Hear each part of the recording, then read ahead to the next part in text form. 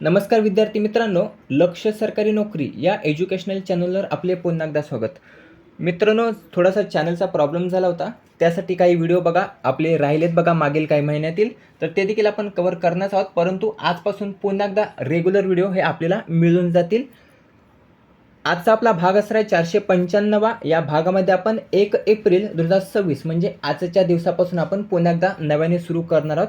कारण थोडीशी जरा गडबड झाली होती बघा चॅनलमध्ये आणि त्यासाठी व्हिडिओ हे अपलोड करता येत नव्हते हवे तसे.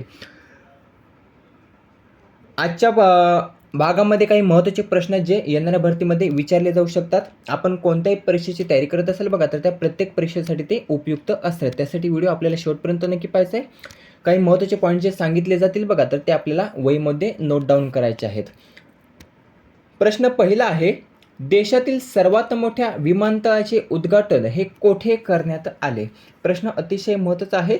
तर देशातील सर्वात मोठ्या विमानतळाचे उद्घाटन जर आपण पाहिले तर पर्याय अ, ग्रेटर नोएडा उत्तर प्रदेश. ग्रेटर नोएडा उत्तर प्रदेश या ठिकाणी बघा देशातील सर्वात मोठ्या विमानतळाचे उद्घाटन हे करण्यात आलेले आहे. आता कोणाच्या हस्ते करण्यात आले तर नरेंद्र मोदी, लक्षात ठेवायचं आहे. भारताचे पंतप्रधान नरेंद्र मोदी यांच्या हस्ते देशातील सर्वात मोठ्या विमानतळाचे उद्घाटन हे नुकतंच करण्यात आले.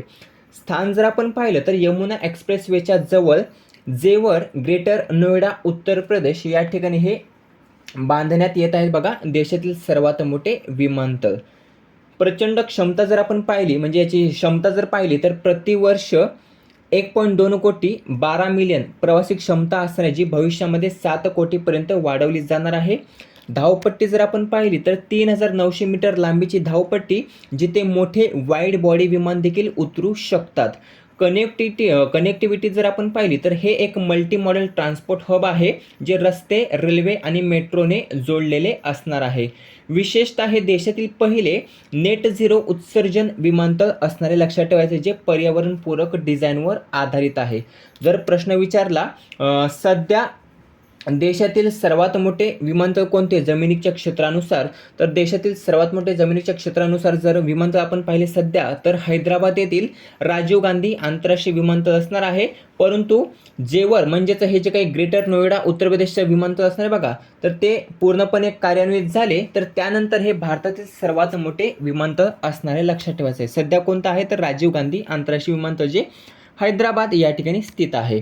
दुसरा प्रश्न आहे, किती टक्के रेटिंगसह नरेंद्र मोदी हे जगातील सर्वाधिक लोकप्रिय नेते ठरलेले आहेत? तर पर्याय ब 68%. 68% रेटिंगसह नरेंद्र मोदी हे बघा जगातील सर्वाधिक लोकप्रिय नेते ठरलेले आहेत. प्रश्न महत्त्वाचा आहे, लक्षात ठेवायचा आहे.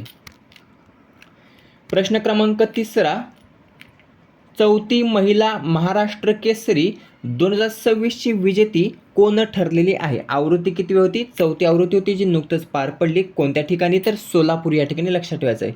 सोलापूर या ठिकाणी याचं आयोजन करण्यात आलं होतं चौथ्या महिला महाराष्ट्र केसरीचं, ज्यामध्ये दुसऱ्यांदा पर्याय क अमृता पुजारी यांनी बघा विजेतेपद पटकावलेलं, लक्षात ठेवायचं आहे. कितव्यांदा तर दुसऱ्यांदा, लक्षात ठेवायचं आहे. आयोजक कोण होतं? महाराष्ट्र राज्य कुस्तीगीर संघ आणि निर्झरा फाउंडेशन यांच्या संयुक्त विद्यमानाने याचं आयोजन केलं होतं. उद्घाटन कोणाच्या हस्ते पार पडलं होतं? पालकमंत्री जयकुमार गोरे यांच्या हस्ते. वजन गट जर आपण पाहिला यांचा तर 76 किलो वजनी गटामध्ये विजेते पटकावलेले आहे. विजेते आहेत अमृता पुजारी. कोणत्या ठिकाणच्या आहेत तर कोल्हापूरच्यात, लक्षात ठेवायचं आहे. आणि वेदिका ससाने ह्या उपविजेत्या ठरलेल्या, लक्षात ठेवायचं. उपविजेता वेदिका ससाने, अमृता पुजारी विजेत्या. अमृता पुजारी यांना बघा चांदीची गदा, रोख 51,000 रुपये, सोनेट कारची चावी प्रदान करण्यात आली असून उपविजेत्या वेदिका सासनेला 25,000 रुपये स्मृतिचिन्ह आणि बुलेट बक्षीस देण्यात आलेली आहे. काही दिवसांपूर्वी 68वी महाराष्ट्र केसरी स्पर्धा देखील पार पडली पुरुषांची. त्यामध्ये विजेतेपद कोणी पटकावले त्याचं उत्तर आपल्याला कमेंट करून सांगायचं आहे. जर आपल्याला येत असेल तर त्याचं उत्तर नक्की कमेंट करून सांगायचं आहे. प्रश्न क्रमांक 4, नेपाळचे सर्वात तरुण पंतप्रधान कोण ठरलेले आहेत? तर नेपाळचे सर्वात तरुण पंतप्रधान जर आपण पाहिले तर पर्याय क बालेन शाह हे बघा नेपाळचे सर्वात तरुण पंतप्रधान ठरलेले आहेत. यांनी 27 मार्च 2026 रोजी नेपाळचे सर्वात तरुण पंतप्रधान म्हणून बघा काठमांडू येथे पद आणि गोपनीयतेची शपथ घेतलेली आहे. जर परीक्षेमध्ये विचारलं नेपाळचे 47वे पंतप्रधान कोण, तर नेपाळचे 47वे पंतप्रधान आहेत बघा बालेन शाह. या अगोदर KP शर्मा ओली नेपाळचे पंतप्रधान होते, त्यांनी राजीनामा दिला. त्या जागेवर आता बालेन शाह हे ठरले आहेत बघा नेपाळचे सर्वात तरुण पंतप्रधान. लक्षात ठेवायचं आहे. KP शर्मा ओली यांचा पराभव केला होता बालेन शाह यांनी. आता शपथ कोणी दिलेली आहे तर रामचंद्र पौंडेल. रामचंद्र पौंडेल यांनी बघा नेपाळच्या पंतप्रधान जे बालेन शाह आहेत बघा तर यांना पद आणि गोपनीयतेची शपथही दिलेली आहे. लक्षात ठेवायचं आहे. नेपाळमधील जेनझीच्या आंदोलनामुळे KP शर्मा ओली यांच्या नेतृत्वाखालील सरकार सत्तेवरून पायउतार झाले आणि अवघ्या 6 महिन्यांनीच बघा शुक्रवारी बालेंद्र शाह बालेन यांनी नेपाळचे 47 पंतप्रधान म्हणून शपथही घेतलेली आहे. लक्षात ठेवायचं आहे. राष्ट्रपती कोण आहेत नेपाळचे तर रामचंद्र पौंडेल. 5वा प्रश्न आहे JDU. तर JDU या पक्षाच्या अध्यक्षपदी कोणाची बिनविरोध निवड करण्यात आली, तर JDUच्या अध्यक्षपदी जर आपण पाहिलं तर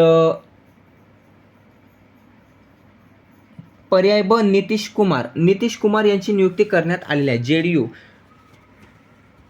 संयुक्त जनता दल. लक्षात ठेवायचं आहे. संयुक्त जनता दल म्हणजेच JDU. तर याच्या अध्यक्षपदी नितीश कुमार यांची निवड ही करण्यात आलेली आहे. अध्यक्ष कोण नितीश कुमार.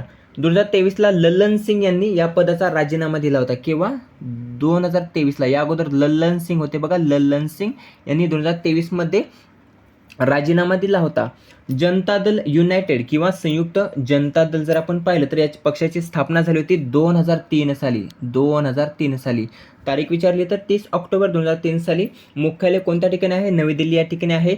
राज्यसभेच्या जागा जर आपण पाहिलं तर 4 आहेत. लोकसभेच्या जागा आहेत 12. आता संस्थापक कोण आहेत शरद पवार जॉर्ज फर्नांडिस नितीश कुमार हे संस्थापक असणार आहेत. 30 ऑक्टोबर 2003ला शरद पवार यांच्या जनता दल गटाचे समता पार्टीचे आणि लोकशक्ती पार्टीचे विलिनीकरण होऊन JDU ची स्थापना झालेली आहे. प्रश्न क्रमांक 6वा. उडान योजनेसाठी किती कोटी रुपयांची तरतूद ही करण्यात आलेली आहे, तर उडान योजनेसाठी जवळपास 28,840 कोटी. किती 28,840 कोटी एवढी रुपयांची तरतूद ही उडान योजनेसाठी करण्यात आलेली आहे. 10 वर्ष कालावधी किती असणार आहे तर 10 वर्ष एवढा कालावधी असणार आहे. या 10 वर्षांसाठी 28,840 कोटी एवढी कोटी रुपयांची उडान योजनेसाठी तरतूद ही करण्यात आलेली आहे. या योजनेअंतर्गत 100 विमानतळे ही विकसित केली जाणार आहेत. किती 100 विमानतळे ही या योजनेअंतर्गत बघा विकसित केली जाणार आहेत. 200 आधुनिक हेलिपॅड देखील विकसित होणार आहेत. 100 विमानतळे आणि 200 आधुनिक हेलिपॅड. लक्षात ठेवायचं आहे. प्रश्न क्रमांक 7वा. नुकतेच निधन झालेले विजयपथ सिंघानिया यांच्याबाबतचा योग्य पर्याय आपल्याला निवडायचा आहे.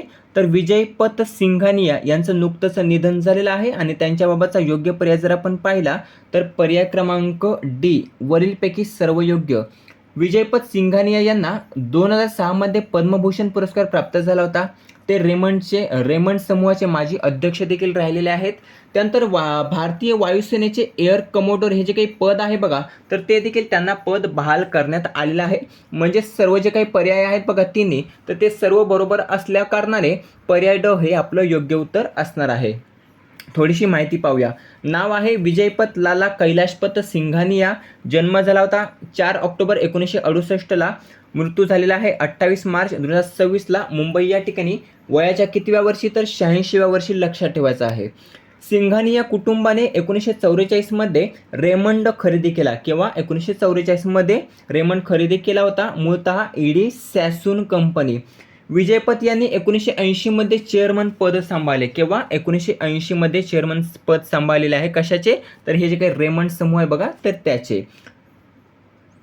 ते भारतातील प्रसिद्ध विमानचालक देखील होते. लक्षात ठेवायचं आहे. 5,000 पेक्षा तास अधिक उड्डाण त्यांनी केलेलं आहे. हॉट एअर बलूनमध्ये जगातील उच्चतम उंचीचा विक्रम मुंबईवरून 21,027 मीटर म्हणजेच 69 फूट एवढी उंची. लक्षात ठेवायचं आहे. त्यांना मिळालेले काही महत्त्वाचे पुरस्कार आहेत. त्यामध्ये एक आहे पुरस्कार पद्मभूषण जो 2006 साली त्यांना प्राप्त झाला होता. 2001 साली Tenzing Norgay national adventure award हा पुरस्कार त्यांना प्राप्त झाला होता. त्यानंतर 1994मध्ये ऑनररी एअर कमोडोर भारतीय वायुसेनेचं हे जे काही पद आहे बघा, तर ते देखील त्यांना बहाल करण्यात आलं होतं. त्यांनी लिहिलेली काही महत्त्वाची पुस्तके आहेत. An angel in the cockpit 1988च्या मायक्रोलाइट प्रवासावर हे पुस्तक त्यांनी लिहिलं आहे, an angel in the cockpit. त्यानंतर ॲन इनकम्प्लीट लाईफ आत्मचरित्र हे आहे बघा 2021चं पॅन मॅकमिलन्स, लक्षात ठेवायचं आहे. तर एवढे महत्त्वाचे पॉईंट्स आहेत जे विजयपथ सिंघानिया यांच्याबाबतचे आहेत, जे परीक्षेमध्ये विचारले जाऊ शकतात. 8वा प्रश्न आहे, अधिकृतपणे देशातील पहिल्या मुस्लिम महिला न्यूरोसर्जन कोण ठरलेल्या आहेत? याचं उत्तर आहे पर्याय अ, डॉक्टर मरियम अफिफा अन्सारी. डॉक्टर मरियम अफिफा अन्सारी ही बघा अधिकृतपणे देशातील पहिली मुस्लिम महिला न्यूरोसर्जन ठरलेली आहे. आता राहिला 9वा प्रश्न, ज्याचं उत्तर आपल्याला कमेंट करून सांगायचं आहे. प्रश्न आहे, गोवर्धन परिक्रमा पूर्ण करणाऱ्या द्रौपदी मुर्मू कितव्या राष्ट्रपती ठरलेल्या आहेत? याचं उत्तर जास्तीत जास्त आपल्याला कमेंट करून सांगायचं आहे. हे झाले महत्त्वाचे आजचे प्रश्न जे आपण या ठिकाणी कव्हर केलेले आहेत. आता याच प्रश्नाची रिव्हिजन आपल्याला घ्यायची आहे. चला पटकन रिव्हिजन घेऊया, म्हणजे आपल्या चांगलं लक्षात राहील. प्रश्न पहिला विचारण्यात आला, देशातील सर्वात मोठ्या विमानतळाचे उद्घाटन कोठे करण्यात आले? ग्रेटर नोएडा, उत्तर प्रदेश या ठिकाणी. कोणाच्या हस्ते? नरेंद्र मोदी यांच्या हस्ते. दुसरा प्रश्न आहे, किती टक्के रेटिंगसह नरेंद्र मोदी जगातील सर्वाधिक लोकप्रिय नेते ठरलेले आहेत? 68% जगातील सर्वाधिक लोकप्रिय नेते हे नरेंद्र मोदी ठरलेले आहेत. तिसरा प्रश्न आहे, चौथी महिला महाराष्ट्र केसरी कुस्ती स्पर्धा 2026 याची विजेता कोण ठरलेली आहे? तर वेदिका सासने अमृता पुजारी ठरलेले आहे. अमृता पुजारी उपविजेता ठरलेले आहे, वेदिका ससाने. चौथा प्रश्न आहे, नेपाळचे सर्वात तरुण पंतप्रधान कोण ठरलेले आहेत? बालेन शाह ठरलेले आहेत. कितवे आहेत? 47वे आहेत. पाचवा प्रश्न आहे, जेडीयूच्या अध्यक्षपदी कोणाची बिनविरोध निवड करण्यात आली? तर नितीश कुमार यांची जेडीयूच्या अध्यक्षपदी बिनविरोध निवड ही करण्यात आलेली आहे. त्यानंतर 6वा प्रश्न आहे, उडान योजनेसाठी किती कोटी रुपयांची तरतूदही करण्यात आली? तर 28,840 कोटी एवढ्या रुपयांची तरतूदही उडान योजनेसाठी करण्यात आलेली आहे. प्रश्न क्रमांक 7वा, नुकतेच निधन झालेल्या विजयपथ सिंघानिया यांच्याबाबतचा योग्य पर्याय आपल्याला निवडायचा आहे. तर वरीलपैकी सर्व योग्य, म्हणजेच रेमंड समूहाचे ते माजी अध्यक्ष राहिलेले आहेत. 2006 साली त्यांना पद्मभूषण पुरस्कार देखील प्राप्त आहे. भारतीय वायुसेनेचे एअर कमोडोर हे जे काही पद आहे बघा, तर ते देखील त्यांना बहाल करण्यात आलेले आहे. म्हणजेच वरीलपैकी सर्व योग्य पर्याय ड योग्य आपलं उत्तर असणार आहे. 8वा प्रश्न आहे, अधिकृतपणे देशातील पहिल्या मुस्लिम महिला न्यूरोसर्जन कोण ठरल्या आहेत? तर डॉक्टर मरियम अफिफा अन्सारी या अधिकृतपणे देशातील पहिल्या मुस्लिम महिला न्यूरोसर्जन ठरलेल्या आहेत. आता राहिला 9वा प्रश्न, ज्याचं उत्तर आपल्याला योग्य कमेंट करून सांगायचं आहे. प्रश्न असा आहे, गोवर्धन परिक्रमा पूर्ण करणाऱ्या द्रौपदी मुर्मू कितव्या राष्ट्रपती ठरलेल्या आहेत? उत्तर जास्तीत जास्त कमेंट करून सांगा. व्हिडिओ कसा वाटला कमेंट करून नक्की सांगायचा आहे. व्हिडिओ आवडल्यास मित्रांसोबत जास्तीत जास्त शेअर करायचा आहे. याचा PDF आपल्याला टेलिग्रामला प्राप्त होऊन जाईल. टेलिग्रामची लिंक ही डिस्क्रिप्शनमध्ये देण्यात आलेली आहे. त्या ठिकाणून आपण टेलिग्राम चॅनल जॉईन करू शकता आणि याचा PDF हा प्राप्त करू शकता. भेटूया पुढील भागामध्ये. धन्यवाद.